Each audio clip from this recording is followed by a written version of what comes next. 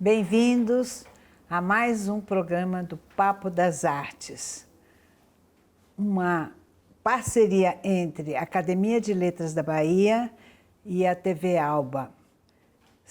É um programa de entrevistas onde nós pretendemos revelar toda a magia do universo criativo da arte da nossa terra.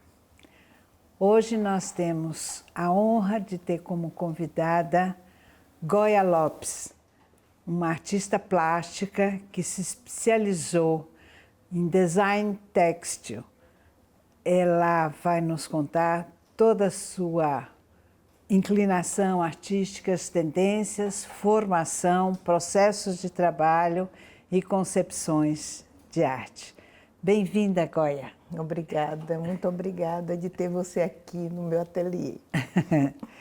Ela fez o favor e a disponibilidade de nos receber com toda a equipe da Alba para mostrar o seu estúdio, o seu ateliê, toda a cadeia produtiva que nós vamos ver, além de conversar com ela.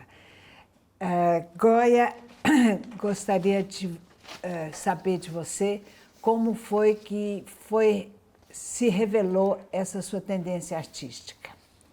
Bem, Lia, começou bem cedo. Aos 7 anos, uma professora falou para meus pais, que eu tinha um desenho diferente e que era importante me estimular. E foi isso que meu pai principalmente fez. Ele viajava muito e trazia, era lápis de cor em vez de boneca. Que lindo! E comprou uma coleção logo, porque nesse momento ele estava fazendo especialização na França, e aí ele então comprou uma coleção do Louvre, que eu tenho até hoje como um talismã. Que lindo! Uma coleção de quê? De pranchas de artes. Que linda! Cartazes. E aí o que é que aconteceu? Quando ele terminou o curso, né, que ele levou a gente para passar um ano, e voltamos, e quando eu fiz 11 anos, ele perguntou se eu queria aprender a desenhar. E aí ele procurou uma professora da Escola de Belas Artes. Não diga. A Marisa Guzmão. Sim. A professora Marisa Guzmão, que ela me apresentou à Bahia, porque ela me fazia desenhar esvolto, cerâmica de maragujipinho. Então, aos 11 anos, eu acho que eu tive uma iniciação da Bahia. E realmente isso me tocou, que depois eu fiz artes plásticas. Então, essa é a minha trajetória nas artes plásticas. Como é importante essa colaboração que o artista tem quando, desde jovem, revela o seu talento e as pessoas ao redor, pais, responsáveis, professores, já encaminham. Isso facilita tanto, porque, veja, você já teve na França, menina ainda, antes dos 10 anos, né? Aos 11 anos, o pai tem a consciência que ela tinha esse talento, que precisava ser desenvolvido, encaminhou ela para uma professora de belas artes da universidade, que já mostrou para ela os valores da cultura popular para ir elaborando, né? A gente tem que agradecer e chamamos a atenção para os pais, quando descobrirem o talento de seus filhos, que deem força e estimulem, não fiquem obcecados, que ele tem que passar no vestibular, porque a arte é uma formação que prepara o cidadão, né? Agora, como foi, Goya, que você findou estudando, começou estudando história, interessada em antropologia? O que foi isso? Bem, eu na Escola de Belas Artes, com 2 anos, eu achei que eu queria fazer história da África, porque eu me lembro que um professor agora esqueci o nome. Ele uma vez ele chegou, assim, estava ensinando a história da África, e aí ele apontou para mim e disse assim, olha ali, olha o pescoço dela, ela não nega que é descendente de africanos. Aí eu fiquei curiosa. O que é isso, né? E a partir daí eu comecei a ver. E aí eu queria estudar também história da África. E aí eu fiz um vestibular na Católica para estudar história. Então eu fazia os dois cursos juntos. Ah, que fantástico! Você Eu iniciei o curso, conseguia as duas coisas, belas artes, que é uma História à coisa noite. desde criança que você vinha desenvolvendo, e você foi buscar em história a sua ancestralidade. Exatamente. Foi nesse momento que eu busquei. Mas o que é que aconteceu? Quando eu terminei o curso de artes plásticas, eu queria voltar para a Europa, né? Porque era um sonho meu e de meu pai, e que ele já tinha falecido. E então, o que é que eu fiz? Busquei e tinha uma bolsa de estudo no governo italiano. Eram 10 bolsas para o Brasil todo. E aí eu disse assim, não, eu quero essa bolsa. E fui para buscar ver como é que eu poderia fazer. E conversei com o professor Romano Galef. Sim, eu grande digo professor. assim que os meus professores me orientaram muito bem. Aí eu disse para ele, eu quero fazer uma profissão prática. Aí isso era 76. Aí ele disse assim, por que não design? Eu disse, design? Ele disse, é a profissão do futuro. Aí isso aí me pegou, eu disse, quero fazer a profissão do futuro. Que década foi essa? 70? E década de 70, 76 eu terminei o curso de artes plásticas e em 77 eu já estava indo para a Itália com a bolsa de estudo. E fiquei 3 anos. Antes da gente falar de Florença, para onde foi, não é? Exatamente. Eu gostaria que você tentasse explicar para o nosso público o que diferencia as artes plásticas e, dentro das artes plásticas, a especialidade de design. O que é design? Até hoje, passado 40 anos, né, não se tem muito claro o que seja o design. Bem, design para mim é o produto, é a funcionalidade, é o conteúdo que ele traz e a facilidade que ele dá para a gente. E design está em tudo. Tudo que a gente faz está no design. E a minha ida para a Itália foi de uma importância assim, muito grande, porque estava no momento do novo design. Porque antes o design ele não tinha uma estética, ele não se preocupava, não é que não tinha estética, ele não se preocupava com a estética. Era mais com a função. Com a função. A forma ainda não estava... Não. E nos anos 70 estava tendo um movimento, principalmente na Itália, exatamente do novo design. E que eles abraçavam os artistas plásticos. Imagine, quando eu cheguei na faculdade, disseram, mas um artista.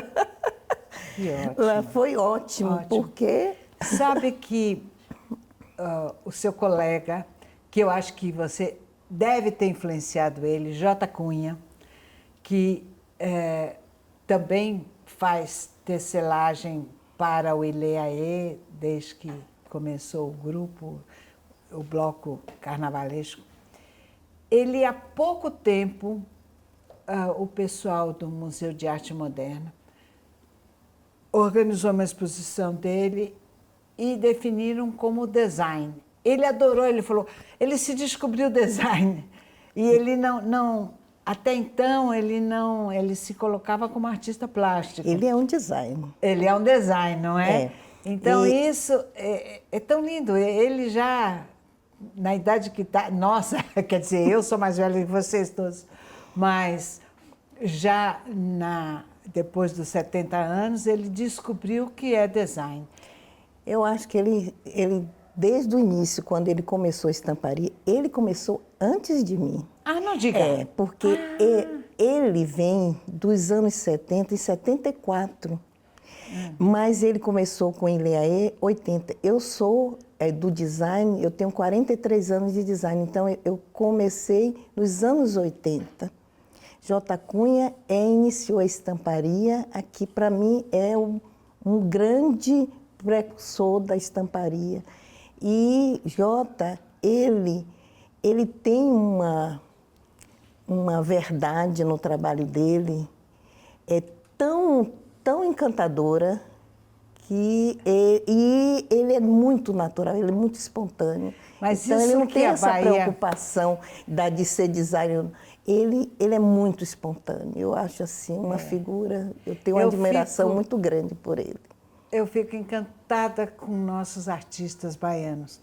Eu falo nossos porque eu já me sinto, apesar de ter nascido em São Paulo, eu sou baiana de coração. Com certeza. E eu fico muito orgulhosa quando eu vejo nossos artistas sendo reconhecidos internacionalmente. E você tem um sucesso de alcance no exterior que eu tenho muito orgulho em apresentar, e os baianos precisam saber quem é esta mulher que vem se afirmando através da estamparia, através do seu design, ao longo dos anos, e que ela vem mudando várias fases, vários tipos, e foi fundamental para ela a estadia em Florença. Para mim, é importante não só a parte de concepção artística, estética, da forma e função do design, quanto a sua capacidade organizacional. Queria que você falasse um pouco sobre isso, porque também não adianta você ter talento e não conseguir realizar, produzir. Bem, eu teria que falar assim, quando eu cheguei aqui em Salvador, depois que voltei de 3 anos, eu vi que eu tinha que ir era para São Paulo. Aí fui para São Paulo.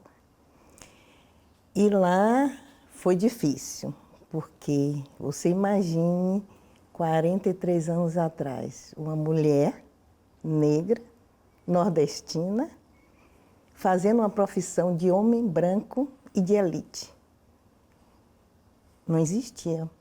Que se falava do design sueco, o design italiano, não se falava do design brasileiro. Mas existia um movimento, esse movimento começou nos anos 70, e que, não sei, a arte nativa aplicada, a Ana tinha a Larmode, e que se pensava em não olhar mais para o fora, nessa cópia, como você está falando, do sueco, do italiano, e sim para dentro, para a nossa brasilidade.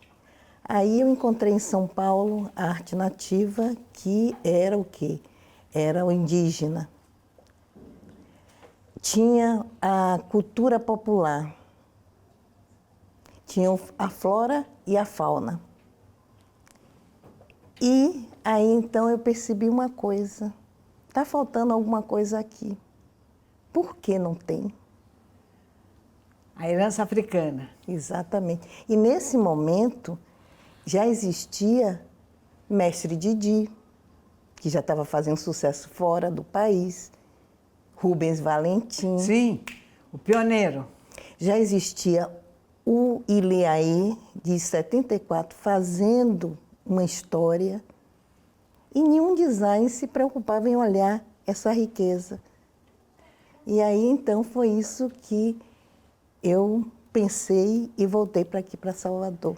Então, no próximo bloco, nós vamos falar sobre este caminho que Goya Lopes vem traçando e vem se consolidando com o seu design baiano, aonde ela enfatiza desde os desenhos das pinturas rupestres nas cavernas, de uma cultura ágrafa ainda, até hoje as mais avançadas concepções, por exemplo, esse meu vestido, que é um desenho dela, que eu hoje coloquei em homenagem a ela.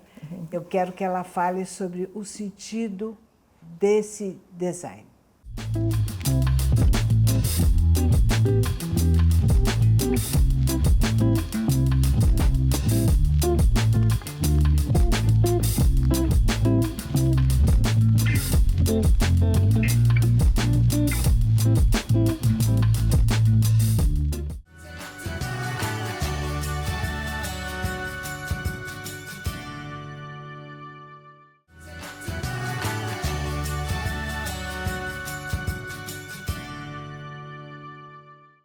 Estamos de volta no segundo bloco do programa Papo das Artes, hoje com a convidada Goya Lopes, uma design baiana que revela todo o nosso universo criativo, como o baiano simboliza o mundo. Eu queria perguntar para a Goya qual a diferença entre os processos criativos e principalmente os processos de produção, de realização, técnicos, entre o artista plástico voltado para telas, pinturas, murais e o design ligado a uma arte aplicada.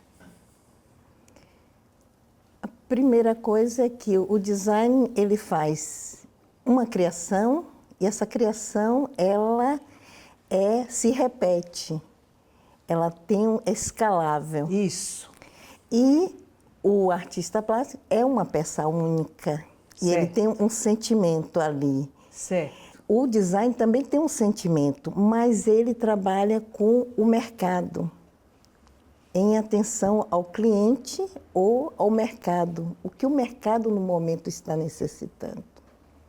Mas nesse ponto você é uma pioneira, porque você e alguns que começaram na sua época a descobrir o que o mercado quer sem se dobrar ao mercado fácil.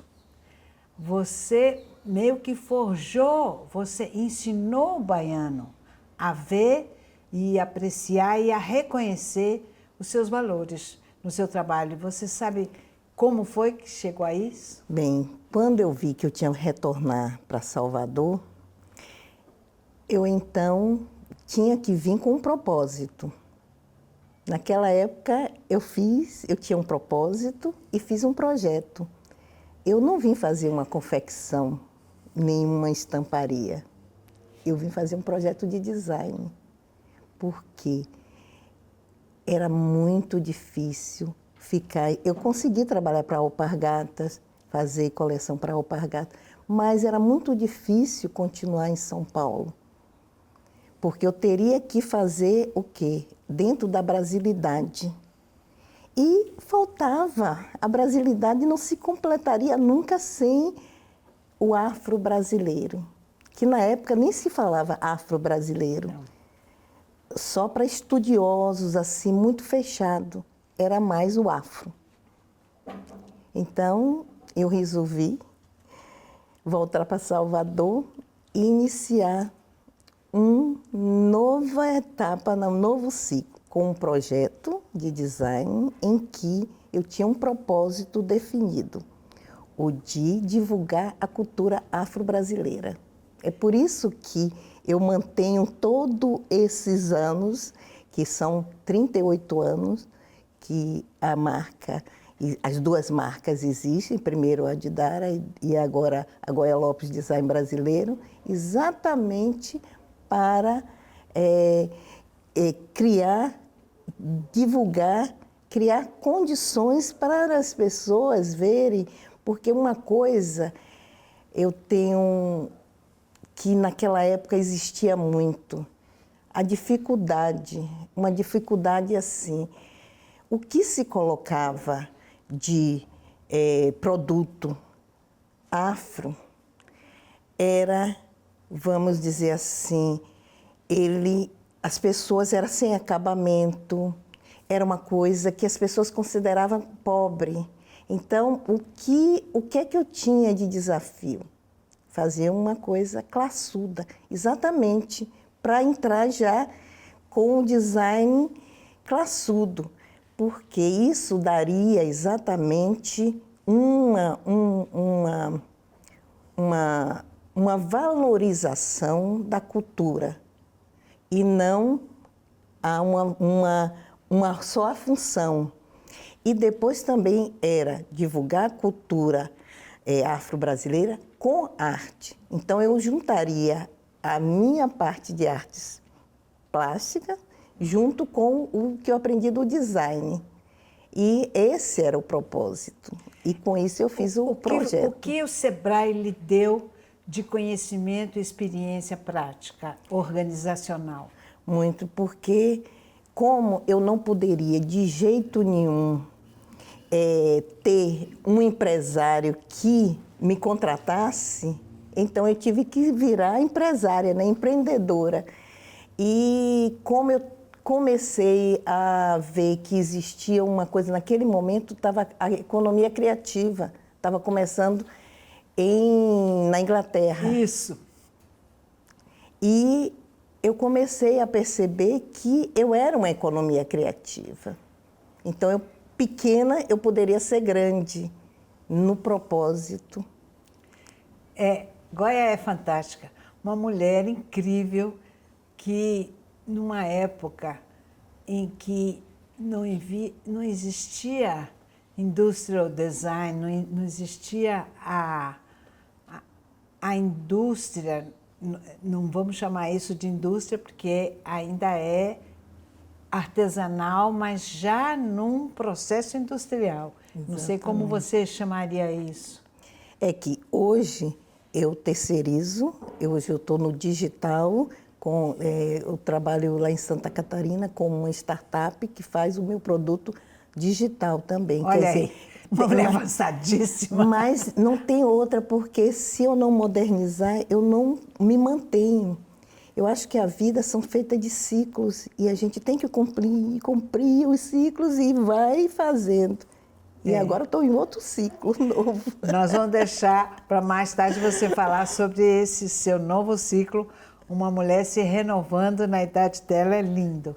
Eu queria que você falasse desse seu pioneirismo em focar na sua herança africana, mas já criada aqui no Brasil, uma cultura brasileira de herança africana. Hoje está na moda, graças a Deus, não vou falar moda que é pejorativo, está em pauta as questões diaspóricas, as questões de decolonização, em que o movimento negro vem com um novo fôlego para se afirmar. E você sempre teve isso. Você sozinha, ainda não era um movimento, era, mas mais incipiente.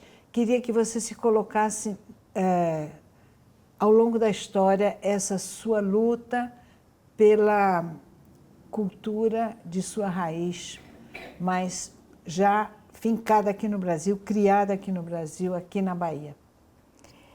Bem, a questão diaspórica e tudo que vem atrás é uma questão que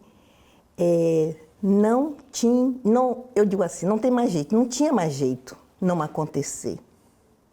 Não é moda, é necessidade. Eu acho que todo esse processo, ele vem cada vez mais crescendo pela necessidade. Hoje, o Brasil é o quê? É praticamente a quantidade de afrodescendentes. Todo esse movimento desde os anos 60 que vem acontecendo. E a valorização. Também temos que contar com uma questão das cotas que ajudaram a criar toda uma outra situação, porque eu fui uma privilegiada, porque nos anos 70, de ir para a universidade, fazer o que eu queria, E por seu próprio mérito, sem cota. Sem cota, mas o que eu digo da cota é porque senão ficaria difícil. Com certeza. É importantíssimo. Difícil, porque sem o poder público não existe movimento. O privado não consegue, o privado não tem esse alcance. Você veja que você falou da brasilidade que já em São Paulo o design estava procurando nos anos 70. A brasilidade foi levantada em 22, na Semana da Arte Moderna. E é muito lento, o processo cultural é um processo lento, porque até as pessoas absorverem, a coletividade absorver e isso se tornar um movimento, é um processo geracional, que não é numa geração que se consegue, exatamente. São em várias gerações. E o movimento negro aqui na Bahia, nos anos 60 a 70 principalmente, começou muito bonito, de afirmação, mas com a realidade, infelizmente, perversa do racismo, vem travando, vem dificultando. E o sistema de cotas é um importante instrumento para essa chance dos jovens talentosos conseguirem se afirmar. Então, é muito importante a gente valorizar os pioneiros como você, que desde sempre tiveram a oportunidade e a chance que você contou, que vem desde seu pai e com seus professores lhe ajudando a chegar lá. E isso que a gente tem que falar para o nosso público, que é importante valorizar a chama que vem nesses jovens com capacidade para desenvolver. E ainda te coloco uma coisa, a tendência mundial. A tendência mundial, como nos anos 70 tinha aquela questão étnica, ela foi crescendo e hoje a tendência é uma coisa assim, em busca do fragmento da ancestralidade. Mas não é só uma questão de Brasil, é de África, México, todos esses países, Turquia, Índia, Colômbia, onde existem uma criação que antes dita primitiva, periférica, não é? Periférica, primitiva, mas hoje ela está se mostrando cheia de uma essência renovadora. Maravilhosa. E aí, o que é que a gente percebe? Percebe essa questão de cansaço, principalmente de quem faz a cultura, a Europa.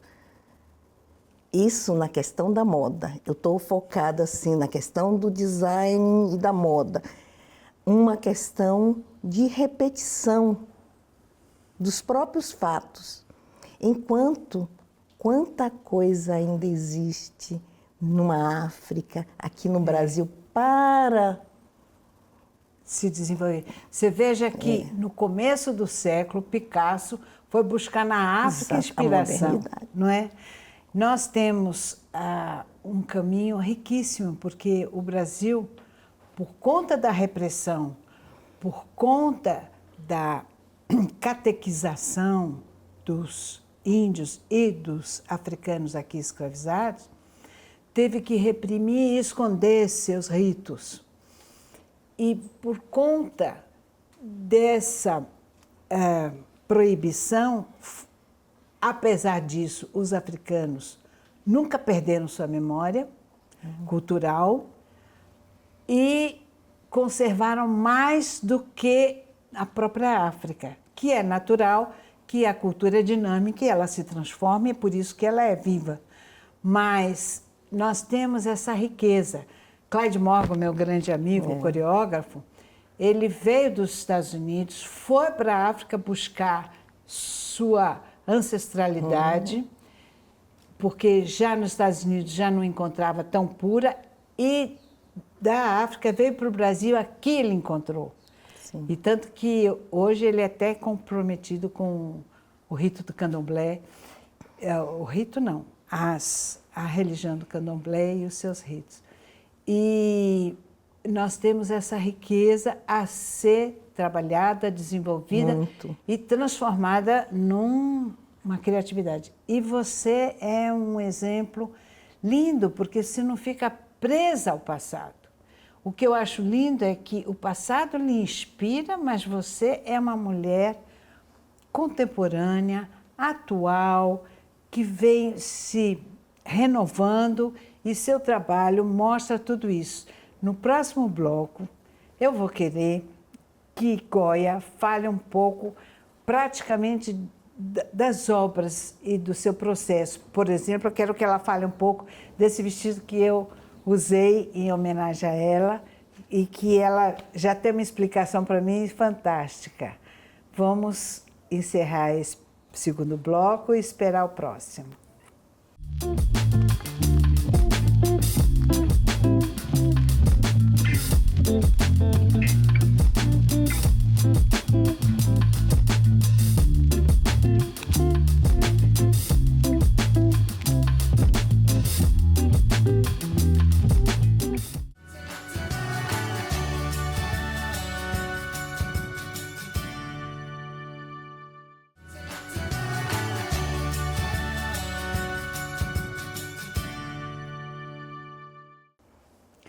Voltando ao terceiro bloco e último deste programa, com a convidada Goia Lopes, vamos continuar nosso papo.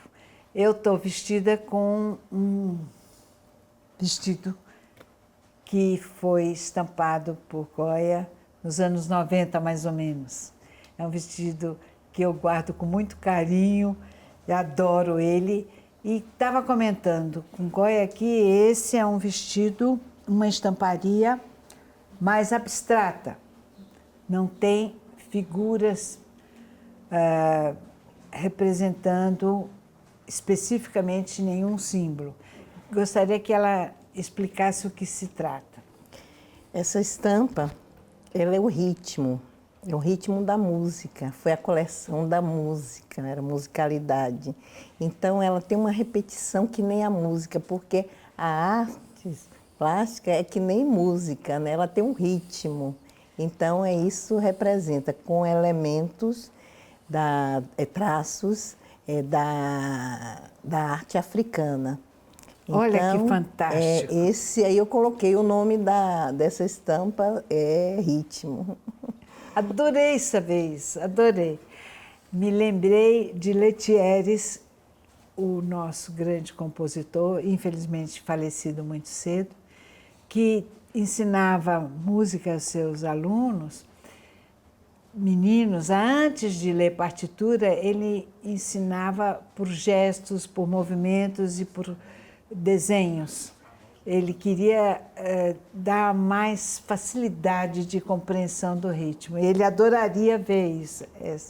Mas você me falou que você se inspira na espiral. Gostaria que explicasse isso. A espiral, na realidade, ela se tornou uma metodologia para mim de trabalho. Fantástico isso. Porque a espiral, a cultura africana, ela é espiralada, ela é movimento, ela é expansão. Que fantástico, hein? Então, depois de ter um probleminha com um cliente, porque ele pensava uma coisa e eu fiz outra, mas o que aconteceu é que ele me pediu uma criação e eu fiz a criação, já que todo mundo conhece o meu trabalho como afro-brasileiro, eu fiz afro, mas ele achou que era muito afro. Aí eu disse, e por que foi atrás de mim? Então aí eu consegui, eu disse, então eu vou criar uma metodologia para comunicar melhor. E aí como é que eu faço? Eu faço uma espiral contando a história. Eu escuto o cliente e aí ele fala e eu vou pegando cada elemento que ele diz, eu vou escrevendo, isso todo mundo faz, mas só que eu faço como uma espiral. E aí depois eu entrego para a pessoa. E aí ela olha essa espiral, eu digo, olha, se tiver faltando alguma coisa, acrescente, porque esses são os elementos que vão estar no desenho, no design, no trabalho. E aí o que é que acontece? As pessoas ficam encantadas, porque eu faço como linha do tempo, botando tudo. Então isso, o que é que resulta? Que as pessoas querem fazer uma camiseta, eles querem fazer, aproveitar também a espiral. Então, isso já traz o cliente para próximo. Isso quando eu faço com o cliente. Inclusive, eu fiz um livro para a Conceição Evaristo, e que eu fiz a espiral dela contando, e ela colocou no livro. Ela disse, não, vai ser a contracapa. Ela queria colocar na capa. Então, essa metodologia me traz mais próximo do cliente. E é uma das coisas que eu faço quando eu dou aula. Eu faço oficina, aí eu ensino ao pessoal a ter essa relação. Mas ainda tem, nesse processo, existe um tripé que é forte na minha criação, que é primeiro a intuição, depois a percepção e depois a observação, que é para todos os artistas, mas eu coloco a importância que você tem que ir, cada passo desse, para um design, para as artes visuais, é super importante. Aí depois eu começo pelo ensaio mental, de estar na cabeça, aí que eu vou criar. Por que tudo isso? Porque, como empreendedora, eu não tinha muito tempo para criar. Então, eu tive que criar modalidade de poder trabalhar, e o ensaio mental me ajudou muito de ficar fazendo essas coisas. Uma verdadeira aula que ela acabou de dar. Importantíssimo. Como uma artista pode dar conta de encomendas e expectativa do seu cliente Exatamente. e, ao mesmo tempo, preservar sua liberdade criativa e imprimir sua linha estética, conceitual. E que técnicas? Gostaria que você falasse um pouco sobre, você citou agora quando você dá aula, outras áreas que Goya tem atuado. Ela é uma multiplicadora, tem dado aulas, é também uma muralista que tem apresentado a coisa mais admirável, é o que ela fez no Hospital Aliança. Queria que você falasse um pouco de suas exposições no exterior, de suas aulas, de outras áreas além do trabalho têxtil que você vem feito. Eu nunca deixei de ser artista plástica, artista visual, sempre eu procurei estar trabalhando com arte, né? Principalmente os panões. E eu fiz em Nova York, fiz uma individual, também em Chicago, em Los Angeles uma coletiva, fiz também individual na Itália e aqui no Brasil. E agora, nesse momento, eu fiz uma coisa, porque quando eu estava com 50 anos, eu disse, vou voltar às artes visuais. Aí não tinha tempo. Aos 60, vou voltar, não tinha tempo. Quando ia fazer, tem uns 5 anos que eu vou fazer 70, eu disse, não tem jeito não, vou voltar. E tem mais ou menos 5 anos que eu estou me preparando para as artes visuais. E é fantástico uma mulher da idade dela estar se preparando para uma nova etapa. Novo ciclo. E a minha estreia, tenho feito algumas exposições, mas foi agora em São Paulo, na SP Arte, Rotas Brasileiras, que eu fui com a Paulo Dazé e iniciei já no mundo da galeria, né? Então, hoje eu tenho uma galeria E estou fazendo as duas coisas, 50% artes visuais e 50% design. É difícil, mas... Fantástico. Mas Eu queria que você falasse, voltasse, antes de falar quais são os seus projetos como artista visual, voltando à sua origem, você falasse qual a cadeia produtiva, qual todo o processo da cadeia produtiva que nós vamos tentar mostrar aqui nesse ateliê, que é necessário, quais são as estratégias para superar os problemas e as dificuldades naturais que qualquer profissão tem, para alertar aos interessados em seguir esta sua carreira que possa superar, como superar as dificuldades. Bem, a maior dificuldade, eu acho que para qualquer empreendedor é a gestão. A gestão e a mistura que faz de a pessoa física com a pessoa jurídica. Sim. Esse é uma coisa que é falta de educação financeira que nós não temos. Isso não é dada de pequena, nem na família, nem nas escolas, nem nada. Então, quando a pessoa começa a empreender, aí a pessoa mete os pés pelas mãos e aí não, é difícil. Isso é uma grande dificuldade. E a outra é você determinar. Tem que ter determinação e tem que olhar o mercado, conhecer o mercado. Então, não é uma questão, tem questão do conhecimento e tem questão, eu acho que maior, que é do autoconhecimento. O que é que eu posso, até que ponto eu posso ir? O que é que eu posso fazer? Então, essa questão, essas duas coisas, eu acho mais importante do que a pessoa pode fazer o que quiser, mas esse é o básico. Agora, no processo daqui, das artes da empresa, eu já tive aqui todas as etapas. Hoje, eu só tenho uma etapa da estamparia e a administração e acabamento, porque toda a parte, corte, costura, o próprio acabamento é feito fora. Então já vem o processo, já vem o produto pronto. Mas para quando eu faço impressão digital. Mas quando é a parte de serigrafia, que vocês vão ver, essa parte, ela é feita a estamparia aqui. Quais são os equipamentos necessários, material necessário, indispensável para esse trabalho? É tecido,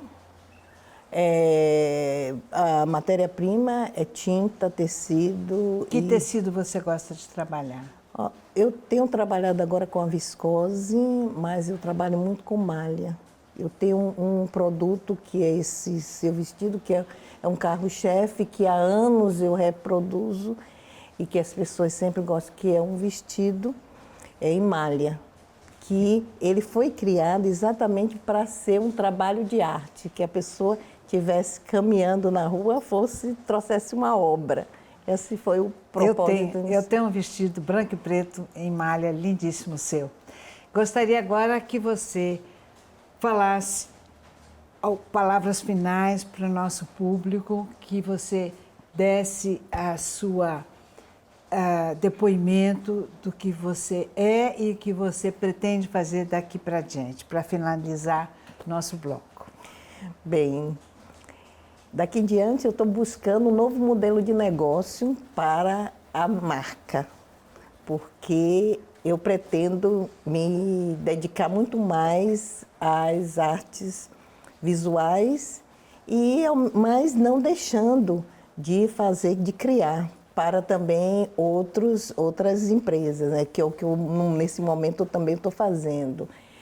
Porque eu acho que ao longo desses anos eu construí uma imagem de um trabalho e que existe pessoas que realmente acompanham e gostam. Então eu não posso deixar a marca, mas estou testando um novo modelo de negócio.